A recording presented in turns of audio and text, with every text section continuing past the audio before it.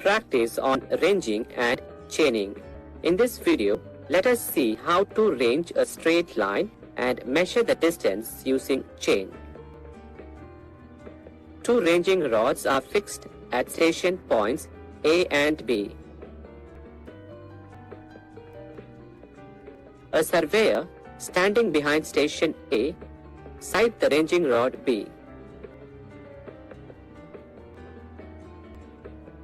In between stations A and B, a ranging rod is placed at C position. From station A, adjust the position of intermediate ranging rod at C.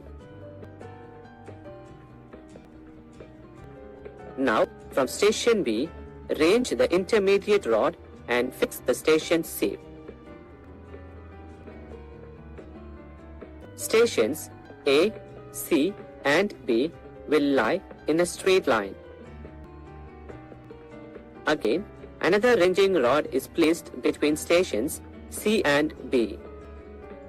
From station C, sight the ranging rod and adjust its position. Similarly, from station B, range the rod and fix station D. From the eye view of station A, surveyor check whether the stations are in a straight line. If not, adjust their positions. After ranging a station points, a chain A dash is laid through stations A, B, C, D. Measure the distance between AC, CD, DB by counting the lines of chain.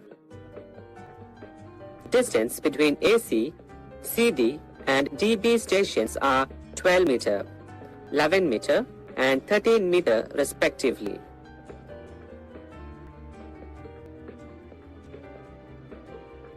Overall length of station AB is 36 meter.